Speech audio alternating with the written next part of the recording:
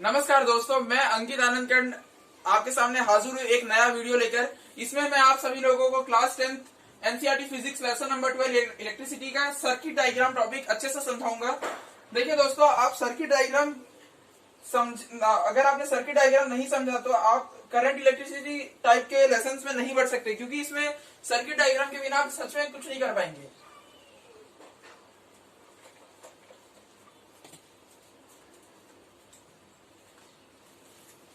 देखिए, ये circuit diagram असली में क्या होता है। देखिए, जैसे कि बल्ब होता है, बल्ब। अब देखिए दोस्तों, असली बल्ब कैसा दिखेगा, ऐसा दिखेगा। यहाँ उसका फिलामेंट होगा। अब देखिए, ये बल्ब तो बनाना आसान है। मान लीजिए मुझे यहाँ पे फ्रिज बनाना है। मान लीजिए अभी फ्रिज बनाने को यहाँ पे इसके फ्रिज के 4 पैर होंगे। समझ रहे हैं? मतलब आपको लग रहा होगा कि अब जैसे जैसे अप्लायंस मतलब बड़ा हो रहा है, वैसे वैसे उसको बनाना मुश्किल हो रहा है, उसके ड्राइंग को बनाना। तो इस ये सब चीजों के लिए साइंटिस्ट लोग ने क्या किया कि उन्होंने मतलब इन सब के एकदम सिंपल लाइन डायग्राम निकाला। लाइन डायग्राम देखिए दोस्तों, जैसे कि अभी हमें अगर ह्यूमन बॉडी बनानी है तो ह्यूमन बॉडी बनाना मुश्किल है, लेकिन आप देखेंगे अगर ये लाइन डायग्राम निकालेंगे तो ये देखिए, ये बता रहे हैं ह्यूमन बॉडी को, हाँ या ना। बस वैसा ही है सर्किट डायग्राम। सर्किट डायग्राम क्या करता है, जो कॉम्प्लेक्स अप्लायंस है जो कि मतलब करंट इलेक्ट्रिसिटी में यूज होते हैं हमारे घर में डे टू डे लाइफ में, उसको ये एकदम लाइन डायग्राम की तरह सिंपल बनाते हैं। तो सर्किट डायग्राम का आप क्या डेफिनेशन दे सकते हैं? A simple and convenient diagram use to denote any electrical appliance. समझ रहे हैं? अब देखिए, इलेक्ट्रिकल अप्लायंस को भी कैसे डिनोट करना है वो हमें यहाँ पे सीखना है। और सर्किट देखिए दोस्तों, सर्किट डायग्राम जब आप सीख जाएंगे, मतलब सर्किट डायग्राम के कंपोनेंट्स कैसे बनाते हैं, तो उसके बाद आप सर्किट डायग्राम बनाना सीख जाएंगे। ये दोस्तों, मैंने आपको बताया सर्किट डायग्राम का क्या इंपॉर्टेंस है। वो एक तरह का एकदम कन्वीनियंट डायग्राम होता है जिससे कि हम कोई भी अप्लायंस बना सकते हैं, या मतलब जो भी इलेक्ट्रिकल कंपोनेंट्स होते हैं एक सर्किट के। तो जैसे कि हमें अगर वायर बनाना है, देखिए वायर को ये जो होता है इसे ये डिनोट करता है एक वायर है। अब हम इसे नोट डाउन करते जाइए। देखिए, जैसे कि अगर कहीं पे वायर यहां से जा रही है और यहां से एक और वायर निकल रही है, तो इसे कहते हैं वायर जॉइंट।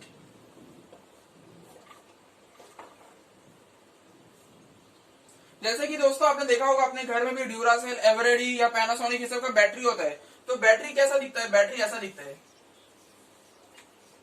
हाँ, यहाँ पे प्लस लिखा रहता है बैटरी में, यहाँ माइनस, और जितने भी वोल्ट का, मान लीजिए 6 वोल्ट की बैटरी, तो ऐसा लिखा रहेगा। तो इसे हम नोट के मतलब इसे, अब देखिए दोस्तों, जो बैटरी होती है वो कई सारे सेल्स से बनी होते हैं। अब battery is composed of two और मोर सेल्स। समझ रहे हैं? तो सेल क्या होते हैं, पहले देखते हैं सेल क्या होता है। सेल जो होता है, सेल को ऐसे डिनोट करते हैं हम फिजिक्स में। उसका डायग्राम ऐसा है कुछ,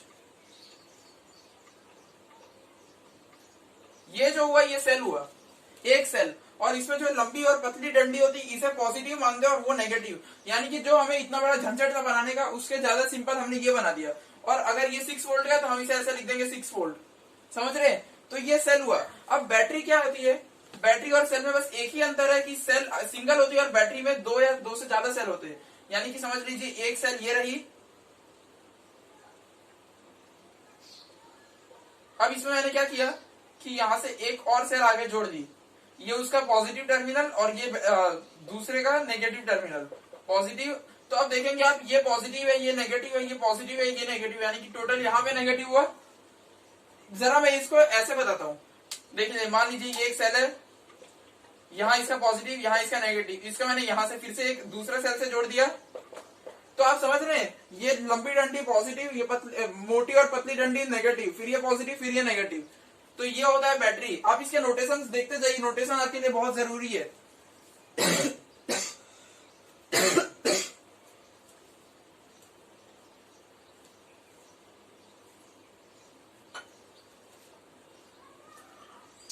वायर के लिए सिंपल लाइन, वायर जॉइंट के लिए ऐसे आप देख सकते हैं वायर जॉइंट का सिंबल। सेल के लिए सिंपल सा ये होता है, बैटरी के लिए ऐसा होता है। अगर आपको बोला जाए 3 सेल को जोड़ना है, 3 सेल को जोड़ के एक बैटरी बनानी है, तो आप कैसे बनाएंगे?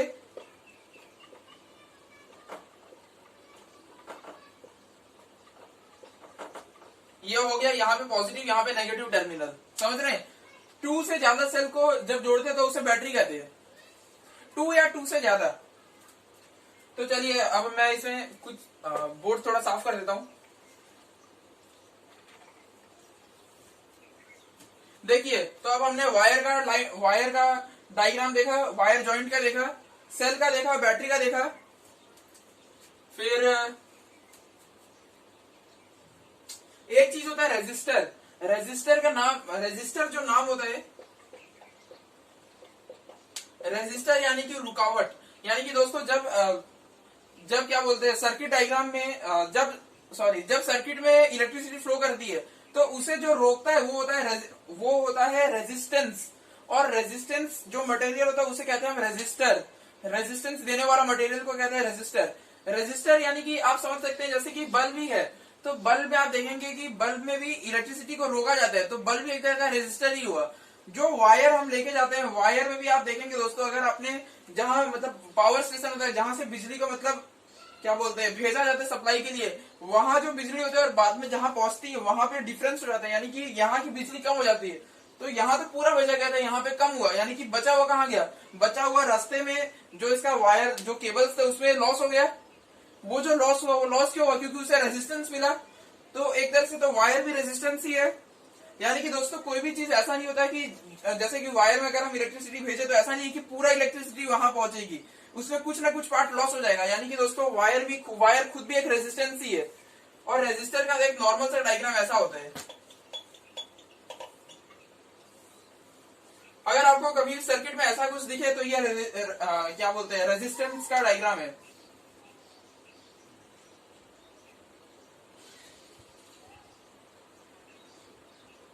ये होता है फिक्स्ड रेजिस्टेंस। मैं भी आपको अगले वीडियो में ओम्स लॉ में बताऊंगा रेजिस्टेंस एक्चुअली में क्या होता है, लेकिन तब तक आप इसका लाइन डायग्राम देख लीजिए। फिक्स रेजिस्टेंस ऐसा होता है मतलब कि ये जो भी चीज होगा इसके रेजिस्टेंस हम चेंज नहीं कर सकते। लेकिन एक दूसरा टाइप का होता है, वो ऐसा दिखता है, या उसका एक दूसरा सिंबल है। ये दोनों का मतलब होता है वेरिएबल रेजिस्टेंस, यानी कि वो एक ऐसा रियोस्टेट जैसा होता है। मतलब आप देखेंगे क्लास 10 में, जब क्लास 10 तो अभी चैप्टर चालू ही है, जब आपका प्रैक्टिकल्स होगा तो आप देखेंगे इतना बड़ा एक बॉक्स होता है जिसपे की कॉइल लपेटी होती है, बहुत ज्यादा कॉइल लपेटी होती है, उसमें हम ऐसा स्लाइडर से उसका रेजिस्टेंस बदल सकते हैं। फिक्स रेजिस्टेंस का जो फिक्स रेजिस्टेंस है उसका रेजिस्टेंस नहीं बदला जा सकता है, जो वेरिएबल है उसको ऐसा स्लाइड करके बदल सकते हैं। तो ये जो सिंबल होता है, ये दोनों सिंबल किसका हुआ, वेरिएबल रेजिस्टेंस का। आप अपने नोटबुक में नोट डाउन करते जाइएगा,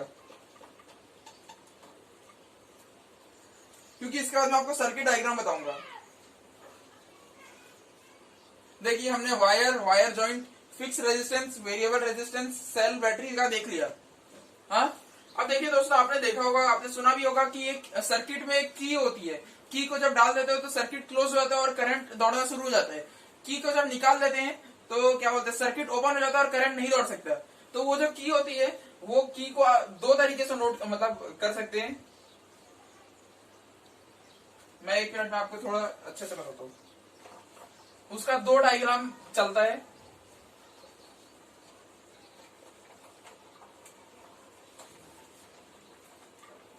देखिए यहां वायर का, यहां वायर जॉइंट, यानी कि ये वायर इन दोनों से जुड़ा है। अब देखिए दोस्तों, मैं आपको एक चीज बताना भूल गया था कि मान लीजिए ये एक वायर है और ये दूसरा वायर है। ये वायर यहां से पास हो रहा है, ये वायर यहां से पास हो रहा है, लेकिन देखिए दोस्तों इन दोनों में ये कोई जुड़ा हुआ नहीं है, समझ रहे। तो जो इस टाइप का वायर होता है, अगर मैं मतलब यहाँ तो इसे बताना आसान है, लेकिन जब आप डायग्राम में बनाएंगे तो डायग्राम में अगर आप इसे ऐसे क्रॉस करा देते हैं तो ये गलत हो गया। इसका मतलब है कि यहाँ से जो भी करंट आ रहे हैं वो यहाँ बट रहे हैं, लेकिन ऐसा तो नहीं हो रहा है। असली में क्या है, एक वायर यहाँ है और दूसरा वायर या तो इसके आगे या तो पीछे। तो इस टाइप के जो मतलब इस टाइप के जो क्रॉस कटिंग वायर्स होते हैं, इसको हम ऐसे दिखाते हैं जैसे कि अगर ये एक वायर है और दूसरा वायर ऊपर से आ रहा है, लेकिन इसको क्रॉस नहीं, मतलब इसको ऐसा छू कर नहीं जा रहा, आगे या पीछे से आ रहा है, तो इसको ऐसे दिखाया जाता है। इसका क्या मतलब हुआ, ये वायर यहां से ऐसे या तो आगे या तो पीछे से मतलब क्रॉस कर गया, इसको ऐसा छुआ नहीं है। तो इसे क्या बोलते हैं, टू नॉन कनेक्टिंग वायर्स कह सकते हैं।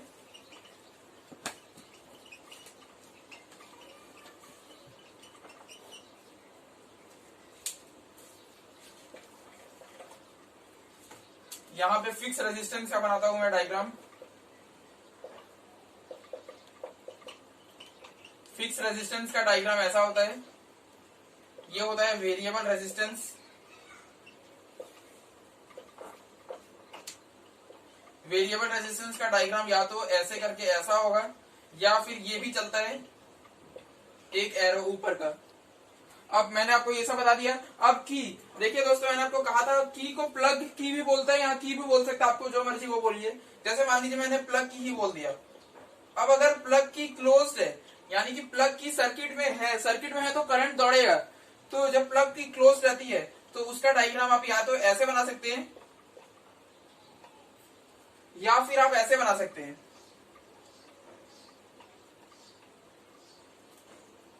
हाँ, मतलब मान ली, और एक मिनट में आपको दिखाता हूं प्लग की ओपन का डायग्राम, तो आप समझ जाएंगे इन दोनों में क्या अंतर है। अगर प्लग की ओपन है यानी कि वो सर्किट में नहीं है, तो उसे ऐसे बनाते हैं, या फिर आप ऐसे बना सकते हैं। समझ रहे? यानी कि देखिए दोस्तों, हमने ऐसे की को हटा दिया, की सर्किट को ओपन कर दिया, या फिर या तो मैं ऐसे बना सकता हूं, मतलब इन दोनों में से कोई भी चलेगा और इन दोनों में से कोई भी चलेगा। आप इसे नोट डाउन जरूर करिए।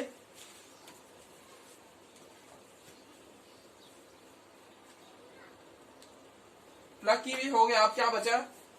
बल्ब। बल्ब का डायग्राम, बल्ब का एकदम सिंपल डायग्राम है।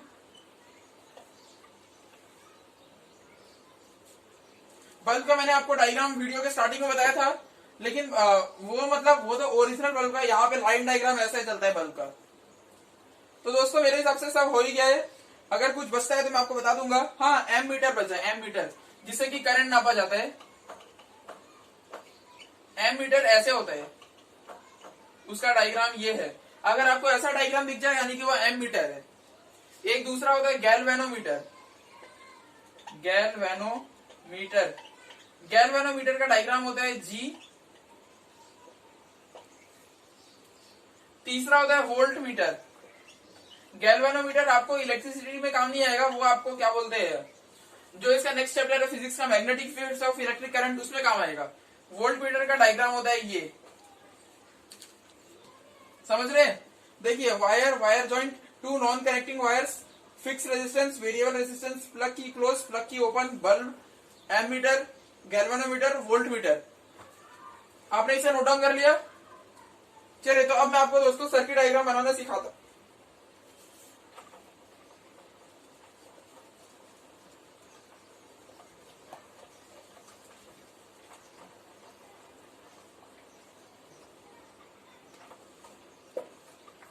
देखिए, हम एक सर्किट बनाते हैं, एकदम सिंपल सा सर्किट। एक बल्ब का, की का और एक रेजिस्टेंस भी डाल देंगे। देखिए, ये वायर है, यहां मैंने क्या बोलते हैं एक बल्ब लगा दिया। यहाँ पे आगे मैंने एक रेजिस्टेंस डाल दिया। फिर आगे क्या बोलते हैं, यहाँ एक बैटरी डाल दी, या आप सेल भी बोल सकते हैं। अगर आपको बैटरी चाहिए तो रुकिए, मैं बैटरी बना देता हूँ। आप एक बनाएंगे तो वो सेल रहेगा, और एक से ज्यादा बना देंगे तो बैटरी बन जाएगी। चलिए हम बैटरी बना लेते हैं। ये बैटरी हो गई, जहां से एनर्जी मिलेगा सेल्स को, ये पॉजिटिव चार्ज, ये नेगेटिव चार्ज। और क्या बोलते हैं, हाँ, यहाँ पे हम एक की बना देते हैं। चलिए देखिए दोस्तों, एकदम सिंपल सा सर्किट है। इसमें हमने एक बल्ब बनाया, एक फिक्स रेजिस्टेंस, एक बैटरी और एक की। अब देखिए दोस्तों, जब तक मैं इस की को क्लोज नहीं करूंगा, यानी कि ऐसा कर दिया, इससे मतलब क्या हुआ कि करंट है वैसे दौड़ने लग गया सर्किट में, करंट ऐसे दौड़ रहा है वायर से होके, और ये बल्ब अब जल जाएगी। समझ रहे? और मैंने इसे हटा दिया, की को मतलब क्लोज, की को ओपन कर दिया, तो बल्ब भी नहीं जलेगी। चलिए अब मैं इसमें थोड़ा और मॉडिफिकेशन करता हूं, और इसे क्या बोलते हैं, थोड़ा बड़ा सर्किट बनाता हूं। इसमें अब मैं सारे कंपोनेंट्स को डालने की कोशिश करता हूं। और आपको एक और चीज बताना है कि एम मीटर और वोल्ट मीटर को कनेक्ट कैसे किया जाता है। एम मीटर और वोल्ट मीटर के बारे में हमने ये तो पढ़ लिया कि एम मीटर करंट डिटेक्ट करता है, और मतलब करंट मेजर करता है। असली में करंट डिटेक्ट तो गैल्वेनोमीटर का काम है, वो आपको नेक्स्ट चैप्टर में आएगा। और वोल्ट मीटर मतलब वोल्टेज डिफरेंस मेजर करता है दो पॉइंट्स के बीच में। देखिए दोस्तों, यहाँ मैं एक सर्किट बना रहा हूँ, इस बार थोड़ा बड़ा सर्किट बनाएंगे। ये एक बल्ब हुआ, यहाँ आगे थोड़ा एक रेजिस्टेंस डाल दिया, फिक्स रेजिस्टेंस। यहाँ पे मैंने क्या बोलते हैं बैटरी लगा ली, यहाँ पे मैंने की लगा लिया। चलिए इसे क्लोज कर दे। और मैं देखिए दोस्तों, अब मैं यहाँ पे करंट नापने के लिए क्या कर रहा हूं ना, करंट नापने के लिए एक एमीटर लगा रहा हूं। करंट नापने के लिए मैंने एक एमीटर लगाया, और कितना पोटेंशियल डिफरेंस है इस बल्ब के अक्रॉस, तो उसके लिए मैंने इसके दो पॉइंट्स के बीच में एक वोल्ट मीटर लगा दिया। अब मैं इसे जब की को क्लोज करूंगा तो यहां से करंट दौड़ना शुरू होगा। जो करंट दौड़ेगा उसको ये एमीटर नाप लेगा, यानी कि मुझे इसकी रीडिंग मिल जाएगी कि कितना एम्पियर करंट है, और यहां से मुझे इन दोनों पॉइंट्स के बीच में कितना पोटेंशियल डिफरेंस है इस पॉइंट और इस पॉइंट के बीच में, वो भी पता चल जाएगा। हाँ तो हो गया, ये फिक्स रेजिस्टेंस है। अगर मैं इसमें वेरिएबल चाहूं तो वेरिएबल लगा दूं। वेरिएबल से क्या फायदा है कि मैं इसका मतलब सर्किट का रेजिस्टेंस आगे पीछे कर सकता हूं अपने हिसाब से।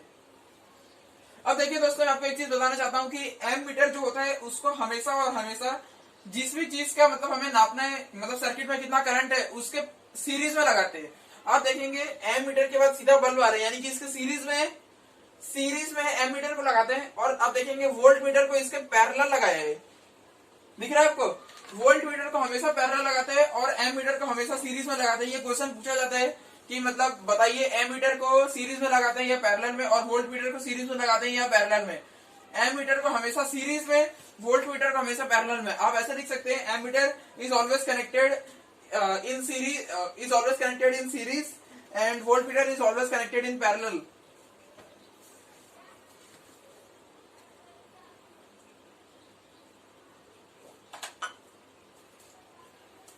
तो ये हमारा हो गया बेसिक सर्किट डायग्राम। अब इसके नेक्स्ट वीडियो में ओम्स लॉ, यानी कि ये बहुत इंपॉर्टेंट टॉपिक है, इसमें से क्वेश्चंस आते ही आते हैं, उस टाइप का टॉपिक है, उसके बारे में हम देखेंगे। चलिए दोस्तों, धन्यवाद। जय हिंद, जय भारत।